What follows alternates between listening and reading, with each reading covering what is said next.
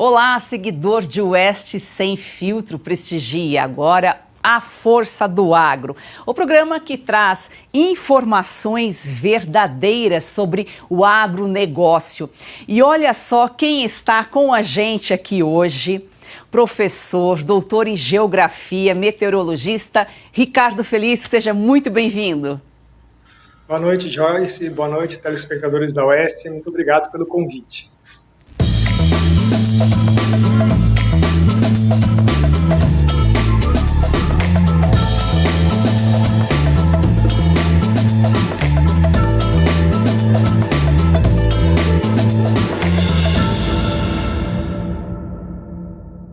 Professor, que calor é esse? Seria o fim dos tempos?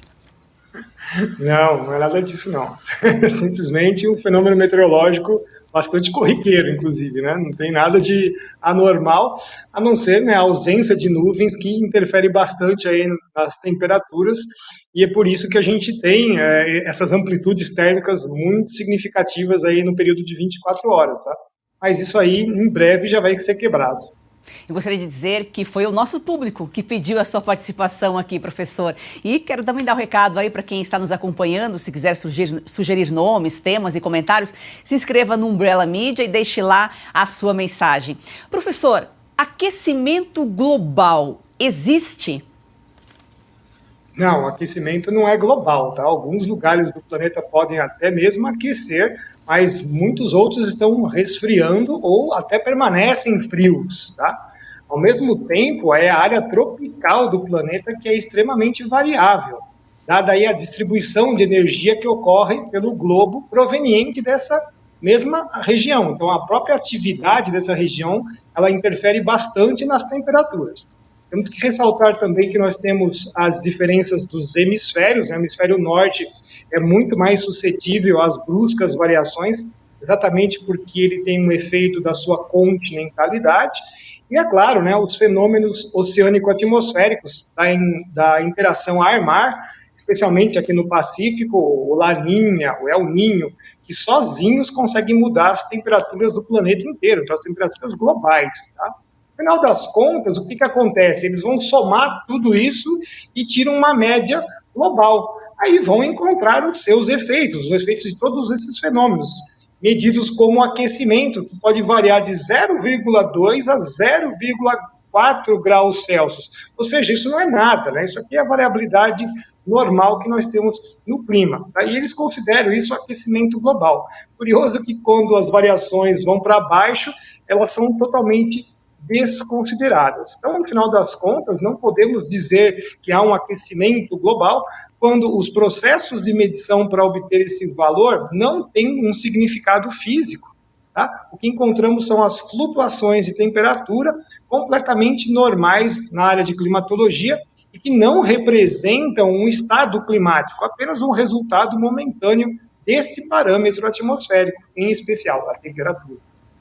Mais de 97% dos climatologistas que publicam trabalhos em revistas especializadas concordam que o aquecimento global é global e largamente causado pelo homem.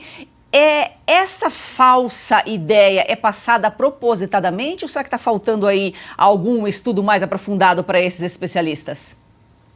O interessante é que, primeiramente, nem são todos climatologistas desse número que eles gostam de propagar, tá? Essa falácia tem nome e origem, tá? A origem dela é do trabalho do Bedford e do Cook, que é de 2013. Veja só, eles são da área de sociologia, eles não têm nada a ver com climatologia. Aí a pesquisa deles foi totalmente derrubada pelo trabalho do Legatz, do Sun e do Briggs em 2015. Então, onde eles levantaram aí quase 12 mil artigos científicos. Agora, pasme, né? Apenas 0,37% desses trabalhos, 0,37% dos 12 mil artigos, disseram que a elevação de 0,7 graus Celsius desde 1950 é devido à ação do homem, 0,37. Quando você vai somar os incertos, os que estão sem posição, os que são supostos e aqueles que rejeitam completamente essa hipótese, a soma chega a 99,63%. Então é exatamente o oposto, tá? Isso é uma fraude. De certo que tá, como dizia o meteorologista estadunidense, o John Coleman, né? Ele faleceu agora em 2018, mas ele era um dos fundadores do The Weather Channel. Na verdade, ele dizia que 97% dos sujeitos que receberam foi financiamento para falar de mudanças climáticas antropogênicas, para falar do tema, olha só, né? Nesse contexto geral. Aí, o que eles vão fazer, né? Eles vão contribuir para formar uma literatura, entre aspas, criando esse efeito propagandístico que há uma preocupação científica, quando, na verdade, ela é falsa, né? O próprio Nigel Calder, também que faleceu em 2014, ele era um produtor e editor científico, ele era totalmente cético a essa história e ele dizia, já em 2007, que se você for falar sobre mudanças climáticas, terá dinheiro fácil para fazer a sua pesquisa e engordar a sua carreira, o que de fato é verdade, inclusive aqui no Brasil, tá? Então, assim, vamos tirando as verdadeiras prioridades humanas do foco da ciência, depositando dinheiro em uma fraude que não tem muito mais objetivos de domínio de discurso para fins políticos, tá? E a priori seria só isso. E são bilhões de dólares que já foram gastos com essa história. A gente volta já já a falar dessa falácia que vem sendo propagada e a população está acreditando, porque aqui em A Força do Agro a gente conta a verdade.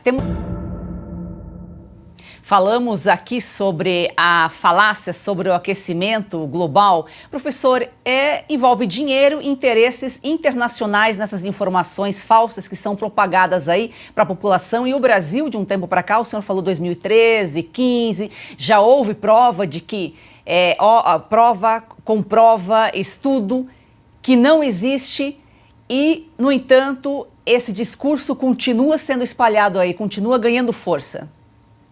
Sim, ele continua ganhando força porque ele pertence a uma agenda internacional. Então, muito dinheiro é colocado em cima disso e, como a gente fala, né, tem toda aquela soberba humana dentro da ciência que quer participar dessas agendas ao invés de estar excluído, né, do trem.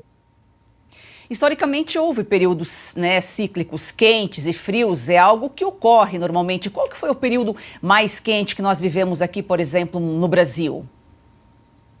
Nós temos, na verdade, um histórico mundial, né? São vários tipos de períodos. No último 1 milhão de anos, nós tivemos os períodos glaciais e os interglaciais. Os períodos glaciais duram cerca de 90 a 100 mil anos, veja só, é bastante tempo, enquanto que os interglaciais, como o atual, de 10 a 15 mil anos. Então, a Terra passa muito mais tempo como uma bola de sorvete do que, na verdade, aquecida, né? Esse nosso tempo atual, que é o período do Holoceno, as temperaturas eram muito mais elevadas quando começou o evento. Então, há cerca de 10 mil anos do que está agora. Tá?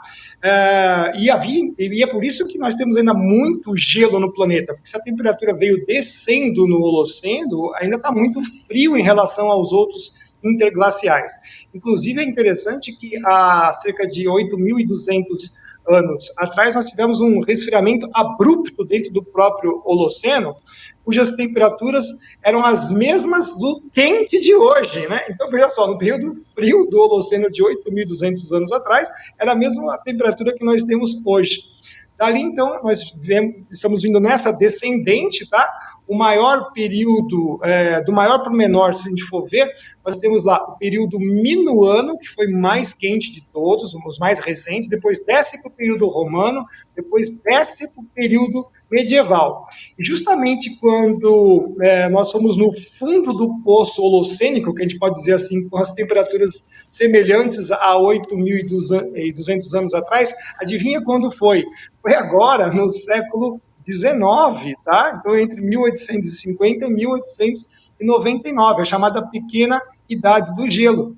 Então, olha só como as temperaturas mudam mais. Dentro da escala temporal de um século, por exemplo, no século XX, nós tivemos 4 grandes flutuações de temperatura, né? Elas variando aí em cerca de quase 1 grau Celsius. 2 frias e 2 quentes, sendo que as temperaturas atuais aqui do primeiro quarto do século XXI são muito parecidas quando a gente compara com os anos de 1930 do século XX, que também foram bastante altas. Por isso que o senhor riu quando eu perguntei no início se esse calor todo é o fim dos tempos, né? Porque faz parte. Exatamente. Até quando que deve ficar esse calor e tem uns períodos aí que de repente cai a temperatura, dá uma esfriada, mas a probabilidade agora é esquentar daqui para frente. O mais divertido de tudo, que a gente fica até brincando, eu, por exemplo, coisa de meteorologista que não tem o que fazer, né? Então ele fica colecionando esses casos, né? Porque nós temos essa bolha gigantesca, que a gente até pode falar um pouco dela daqui a pouco, né? Mas ao mesmo tempo, o cinturão de baixas pressões de ciclones provenientes da Antártida, ele ainda está muito afastado do continente antártico, ou seja, ele está em latitudes mais baixas, porque tradicionalmente onde ele deve estar, né, que a gente chama da trilha das depressões. Então veja só o embate que nós temos de um cara de um lado extremamente frio, do outro extremamente quente, e é por isso que de repente nos estados do sul e na região do estado de São Paulo, você tem quedas abruptas em 24 horas e 15 graus Celsius, né? Você acorda de manhã com o maior calor e chega à noite e está um frio de lascar. Então, esse período de transição da primavera tem justamente esse papel, né? Um embate muito grande, que a gente chama de intensos gradientes, dessa coisa colossal, de estar de um lado com alta pressão, calor, etc., por causa da insolação, e depois vem aí um sistema frontal, derruba as temperaturas, passa rápido, 48 horas depois mudou de novo. É meio que normal esse período agora do ano. A Força do Agro está discutindo hoje as condições climáticas, que tem tudo a ver com a agricultura. Nosso programa tem o papel de desmistificar informações que são repassadas de forma errada. E hoje quem desvenda alardes do clima é o doutor em Geografia e climatologista Ricardo Felício. Professor, e o ser humano consegue mudar o clima, influenciar no clima do planeta, ou é outra falácia? Não consegue não. Trata-se de forças descomunais, né, iniciando pelos próprios elementos extraterrestres, que você tem o Sol, a mecânica do planeta Terra, a ação da Lua, né? Depois nós vamos ter os elementos internos ao próprio sistema, que sempre respondem a esses estímulos que vêm de fora. Majoritariamente são os oceanos, as superfícies congeladas, as áreas de desertos e semiáridos, que determinam as principais características nucleares do clima. E os vulcões, que são sempre aquelas incógnitas que você nunca sabe quando vai explodir tipo do Krakatoa, que faz um ter verão no ano, né? Majoritariamente nós temos as nuvens como um papel fundamental, exatamente o que nós estamos passando agora, né? E nós não conhecemos nada sobre elas e muito mais as suas propriedades. Veja só que elas conseguem controlar de 1/4 a 1/3 do balanço de energia de todo o planeta. São todos elementos que atuam de forma superior e todos os outros não, eles vão atuar de forma regional ou local. Então só conseguem se manifestar, ou seja, trazer os seus efeitos, quando essas escalas superiores elas amainam, porque quando elas estão aí a imperar, por exemplo, vem um sistema frontal, ele derruba tudo. Então, os efeitos locais diminuem ou simplesmente somem. Tá? Temos exemplos, a própria situação atual, você tem essa gigantesca alta pressão, que permite surgir efeitos de clima urbano, por exemplo, em algumas cidades do centro-oeste, que há 30 anos atrás eram bem menores, hoje elas são maiores. Tá? Mas isso não é componente suficiente forte para alterar o clima regional ou o clima planetário. Apresenta, assim, alguns efeitos, mas apenas locais, sensíveis na nossa escala humana. Tá? Então, no final das contas, a gente sempre tem que lembrar que tudo é uma relação de escalas e pesos, que isso aí é pouquíssimo lembrado em geral. Professor, e o efeito estufa existe ou também faz parte aí dessa conspiração dos interesses internacionais? Não, a atmosfera da Terra não trabalha como uma estufa, né? A atmosfera é dividida em camadas e cada uma delas tem as suas propriedades. A troposfera, que é a camada onde nós temos a nossa vivência ambiental, ela jamais operou com uma estufa. A troposfera é a primeira camada de baixo para cima. É um conceito que é usado erroneamente, porque a estufa é a casinha de vidro. A casinha de vidro ela trabalha assim, entra a radiação solar, incide sobre a superfície, aquece o ar lá dentro, sai sim a radiação de onda longa que foi gerada na interação, o que não sai lá de dentro é o ar que ficou aquecido. Então, o que a casinha de vidro faz, o que a estufa faz, é bloquear a mecânica de fluidos. Justamente, olha só, justamente o que a troposfera não faz. Ela opera justamente na dinâmica de fluidos. Tá? Ela trabalha como uma distribuidora de energia pelas latitudes e pelas altitudes. Então, a atmosfera, por sua vez, também no seu complexo total, ela tem um papel muito mais de amortecedor, isolando a superfície do planeta do nada do espaço. Então, isso é um conceito completamente equivocado. A Força do Agro também no Umbrella Media, deixe lá sua mensagem, sugestão de entrevistas e temas. Professor, e existe participação da ONU nessa conspiração toda? Sim, a ONU é um órgão político, né? Dentro das suas propostas e atribuições, ela elenca o que a gente chama de quadros técnicos. E por isso que nós temos aí a OMS, né? Que é a Organização da Saúde Mundial, né, que, por exemplo, agora está buscando ser também um órgão de controle mundial. Nós temos a OMM, que é a Organização Meteorológica Mundial, enfim, muitos outros, e dentro disso você vai ter também os seus chamados painéis político-científicos. Olha só, o termo já envolve político-científico.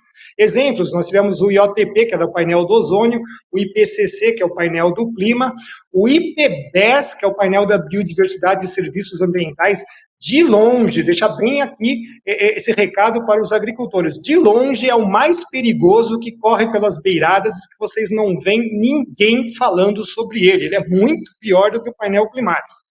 Daí, a comunidade científica, que não tem legitimidade política, passou a ser o quê? Um guia, a norteadora dessas decisões. Só que essa ciência aí é altamente enviesada, ela não trabalha com o contraditório, faz questão de silenciar a oposição e ela vai aplicar ideologias em seus resultados. Como o IPCC, que admite colocar literatura não revisada, portanto, propagandística, dentro dos seus sumários para executivos. Ou seja, são aqueles relatórios de 25 páginas apresentados aos nossos políticos pouco alfabetizados que nós temos ao redor do mundo. Isso mostra, então, o seu caráter, que não é ser científico, mas defender sempre uma causa, né? Assim, nós não estamos fazendo de maneira nenhuma ciência, mas adotando medidas políticas supostamente legitimadas por uma ciência bastante fraca e muito partidária.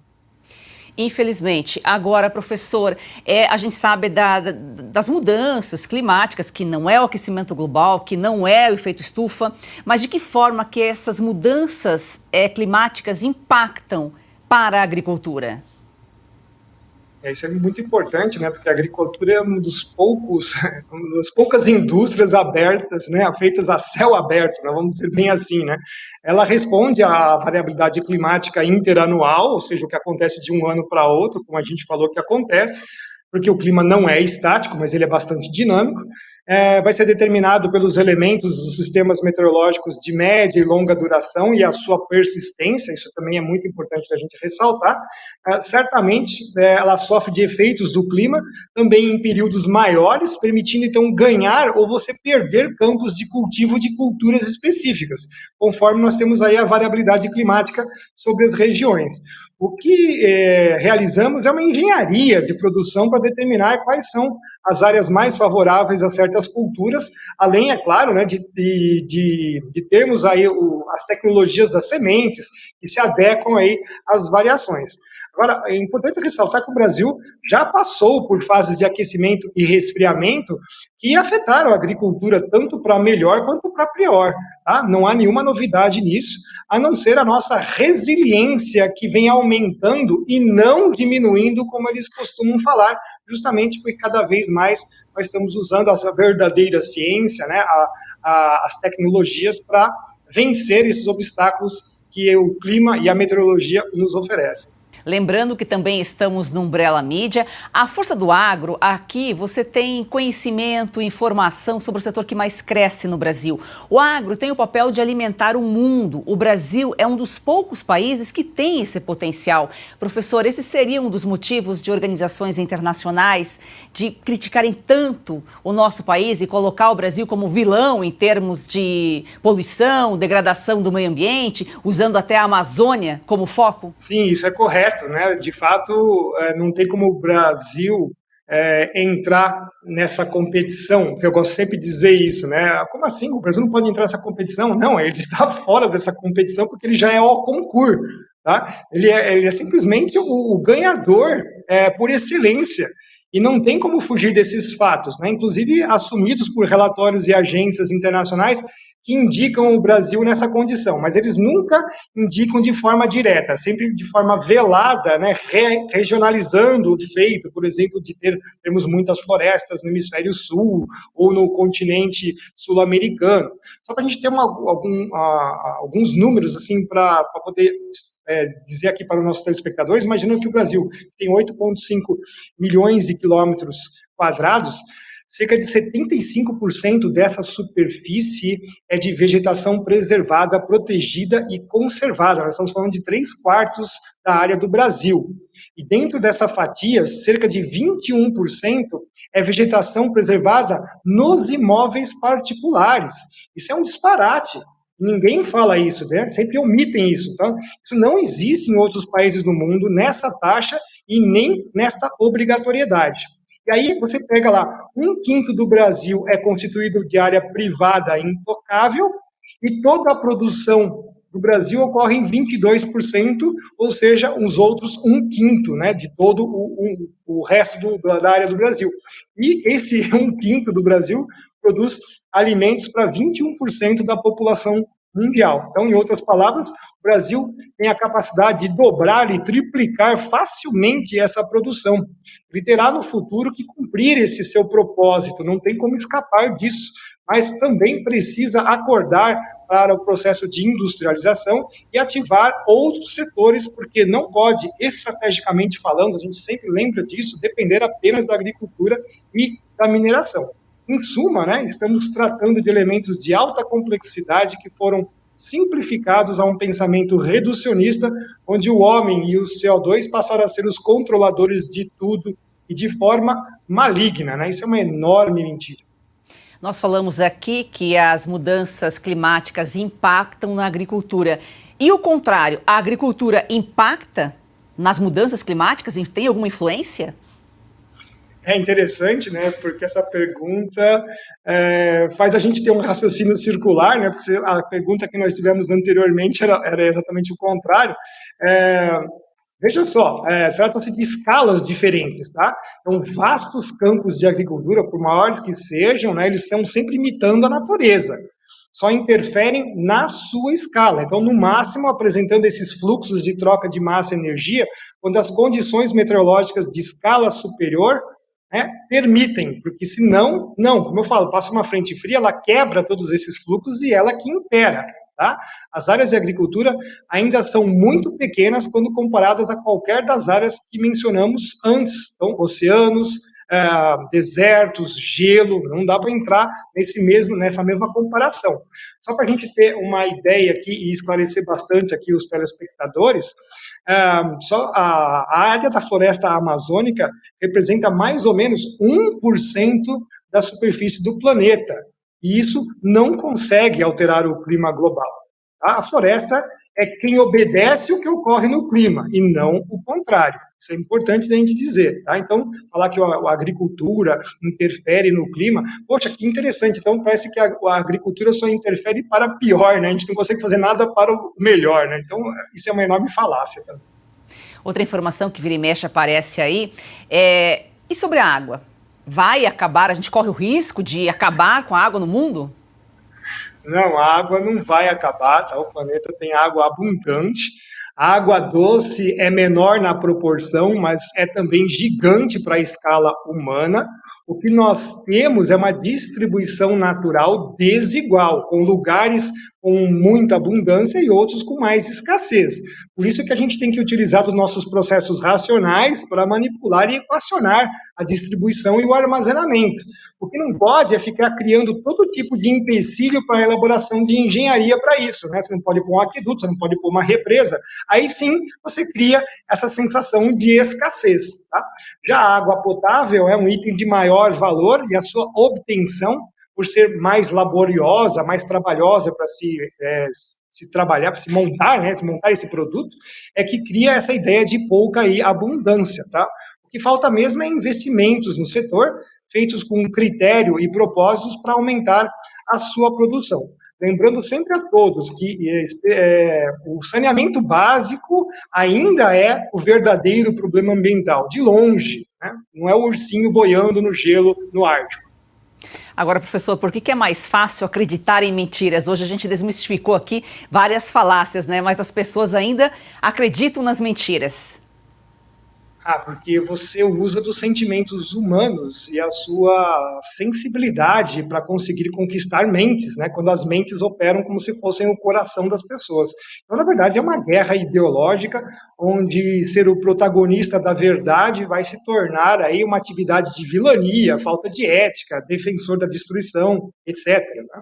Quem fala isso, infelizmente, tem uma visão curta de todo o contexto e não vê as consequências reais ao nosso mundo e à nossa sociedade.